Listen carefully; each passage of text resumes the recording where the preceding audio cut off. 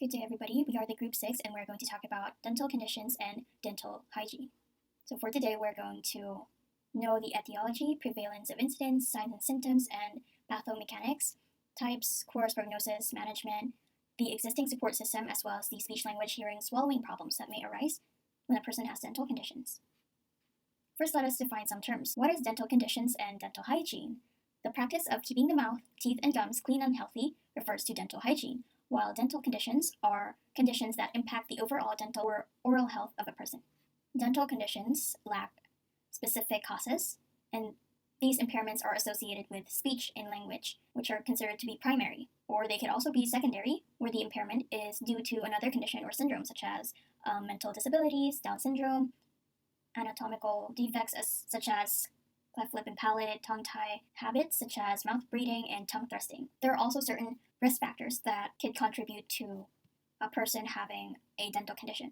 These include consuming a high sugar diet, wherein consuming sugar in high quantities decreases the oral acidity, and that leads to the risk of dental caries, or what we know as tooth decay. Also, poor oral hygiene would cause plaque to build up, and that buildup may lead to gingivitis. According to the World Health Organization, it is estimated that nearly 3.5 billion people are affected by oral or dental diseases. Now let us talk about the prevalence. For cleft lip and palate, as you can see here, we have three types: the normal palate, unilateral cleft lip and palate, also the bilateral cleft lip and palate. So a person could have cleft lip, or they could also have cleft palate, as well as, or there are also cases wherein the person has both cleft lip and palate. These health conditions are commonly seen in low and middle income countries. More than 1 in 1,000 newborns worldwide are affected. Males are more prone to have a unilateral and bilateral cleft lip and palate, while females are more prone to cleft palate. 21% of clefts are associated with multiple anomalies at birth. In native-born Filipinos, there's a high incidence of cleft lip and palate. Now let's go to Ankyloglossia. It is often commonly found in infants, and its prevalence ranges from 4.2 to 10.7% in infants, and it is more common in boys than females. Mouth breathing is a bit of a controversial topic because there aren't a lot of studies about it. However, this is mostly found and observed in young children. Early childhood caries, or dental caries, also known as tooth decay, is one of the most prevalent child dental diseases. Its incidence with children who have deciduous teeth is about 1.76 billion. Those who have existing caries have 5 to 6 times higher incidence of developing new lesions that are associated with caries compared to those who didn't have this condition in the past. It is associated with sleeping problems, and this usually leads to more frequent use of nighttime bottles with sugar-sweetened beverages. For tooth loss, it may also be caused by severe periodontal or gum disease, and its prevalence increases with age, especially those around 60 years old. The prevalence of severe tooth loss was about greater than or equal to 50% higher for adults with fair or poor general health, those who have arthritis, diabetes, emphysema, heart disease, and other comorbidities, compared to those who did not. For oral myofunctional disorders, open mouth resting posture, which, according to ASHA, affects approximately 31% children. Tongue thrusting has been found to decrease with increasing age, and it has been reported that children ages 4 to 6 years old have a prevalence rate of 40 to 70%, and for 12 to 15 years old, there's 3 to 25% prevalence. So it is higher, or it is highest in preschool ages and in young school ages.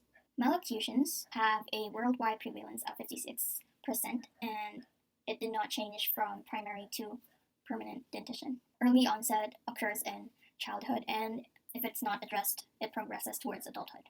Periodontal gum disease is very common, with almost 10% of the global population affected. The main causes of periodontal disease are poor oral hygiene and tobacco use. 10.5 adults per 100,000 people will develop oral cancer, and it is more common in males than females, as well as commonly seen in Hispanic and Black males than white males.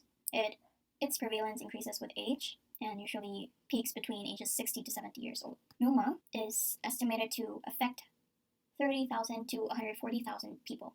It is commonly seen in Sahara, in places like the Sahara and across Africa, from Senegal to Ethiopia, which is also deemed as the Noma Belt. So here are the signs, symptoms, and pathomechanics of dental conditions. So we have a lot, right? So if a person has ulcers inside the mouth, sores, tenderness, bleeding, swollen gums, chronic bad breath or halitosis, loose teeth, increased sensitivity to temperatures, receding gums, pain during feeding, swelling, dry mouth, etc. And here are the signs and symptoms which are exclusive in people who have Noma. Alright, so now let us move on to the types, course, and prognosis of dental conditions. First, we have Noma. It is considered to be a multifactorial gangrenous disease, and it's also communicable. It can be transferred from an individual to another. The symptoms would rapidly progress. This disease is very fatal, especially when there's no medical intervention or it has been delayed. As you saw earlier in the picture, marang mahurot na yung tissues sa face, especially sa oral cavity niya, right? Now let us go to the structural anomalies. First, we have CLAP. It is a facial and oral malformation that occurs very early in pregnancy. It is due to genetic and environmental factors. Clefting, it happens when there's not enough tissue in the mouth or lip, and it does not join together or fuse together properly. People with CLAP may require surgery and speech management to produce comprehensible speech. For Ankyloglossia, the fetus's tongue and the floor of the mouth fuse together when he or she is still in the womb. The lingual frenulum connects to the bottom of the tongue to the mouth floor. The lingual frenulum remains thick and does not recede for children who are affected by tongue tie.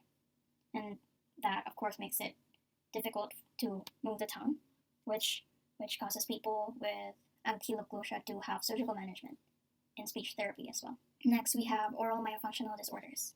Open mouth resting posture. Faulty learning and bad habits on opening the mouth while at rest would encourage abnormal growth and development that may lead to problems in dentition and cause the person to have a narrow palate. This may lead to speech articulation issues and abnormally developed facial features. There should be management in terms of physiological and psychological areas or domains in order to address this problem.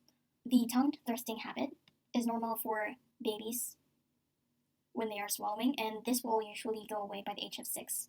However, when the child does not outgrow this, he or she will continually push the tongue against or between the teeth. Or left untreated, it can lead to long-term damage to speech, usually in the form of lisps over certain sounds. Malocclusions have different causes and severities, and treatment depends on these factors. Patients could wear braces or retainers, and is mostly effective in children and adolescents because their teeth and bones are still developing. For mouth breathing, when this goes untreated, they may suffer from abnormal facial and dental development, like gingivitis, gummy smiles, and it could also affect their sleeping habits, which have negative effects on their development and performance. Next, we have the periodontal diseases. Tooth decays occur when bacteria, food, and acid coat the teeth, which form a plaque. The acid would eat away at the enamel, and then under the enamel we have the dentin that could permanently damage underlying tissues or even lead to increased sensitivity because some nerves are exposed. Gum disease is usually caused by plaque buildup due to poor oral hygiene. The gums would actually swell and bleed during brushing or flossing. And when left untreated, this could lead to periodontitis, which is a more serious infection. Tooth loss is caused by injuries, diseases, and plaque buildup as well that could form cavities and weaken the tissues that support the teeth. And this causes the teeth to loosen and fall out. Lastly, we have oral cancer. Patients usually go to the dentist and complain of a dental problem. During these early stages, they are often misdiagnosed, and this could delay the treatment, which leads to the accelerated progress of the cancer. Lesions and ulcerations, which are signs of oral cancer, often present that cause articulation problems. So next we have management. Under management is medical/surgical, critical members of the management team, medical precautions, speech language therapy. So first, medical/surgical. Surgery can be done for conditions such as noma, anoma, tooth decays, and the like.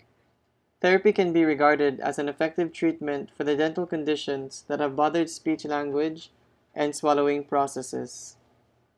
The primary impairments can be effectively treated by speech and language therapy, whereas secondary impairments need the help of healthcare professionals for the correction. Next, we have the critical members of the management team. These are the speech language pathologist, the general dentist, the orthodontist, the oral pathologist, the oral and maxillofacial surgeon, the oral and maxillofacial radiologist, the pediatric dentist, the prosthodontist, the periodontist, the otolaryngologist, and the family member or caregiver. All these professionals' definitions can be found in our written report. So next we have the medical precautions re speech language therapy. SLPs should communicate with the rest of the collaborative team, and they should conduct assessments to get the baseline functioning of the client as well as the factors that affect their current functioning and the effects of the impairment to their ADLs and other activities. ADLs means activities of daily living. Beware of any medications or surgical procedures that they have done in the past, and main focus should be on restoring or easing oral speech. So next we have the existing support system or systems in the Philippines. First, we have the Dental Health Program, which aims to reduce the prevalence rate of dental caries to 85% and periodontal disease to 60% by the end of 2016. And next, we have the Oral Health Program, which seeks to empower responsible Filipino citizens to take care of their own personal oral health for an enhanced quality of life. Then we have the DepEd Order number 041, the Guidelines on Implementation of School Dental Healthcare Program, or the SDHCP, which aims to provide access to health services among learners and DepEd personnel who need preventive and curative services. And finally, we have the Philippine Dental Association, or the PDA, which is a non-stock, non-profit association founded in 1908. So next we have speech, language, hearing, and or swallowing problems that may arise. First, we have Ankyloglossia, also known as tongue tie. This condition restricts the tongue's range of motion because of an unusually thick, short, or tight band of tissue that is tethering the bottom of the tongue's tip to the floor of the mouth. Children with tongue tie may have trouble eating, speaking, and swallowing, and they will have struggle in pronouncing sounds made by the letters N, D, L, T, and R.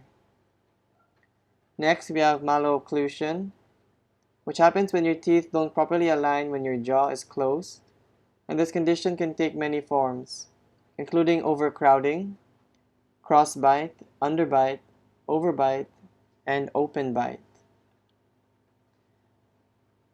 This can lead to disordered speech, including lisps and the inability to properly produce strident sounds.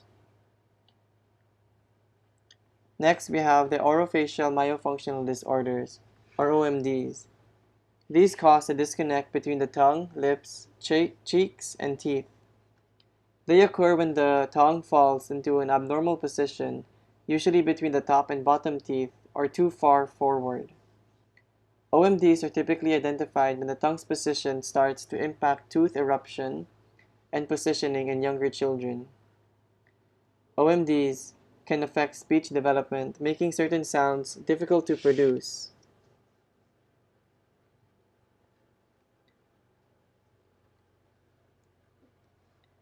Next, we have premature tooth loss. Getting a tooth knocked out or losing baby teeth earlier than expected can negatively impact the child's speech.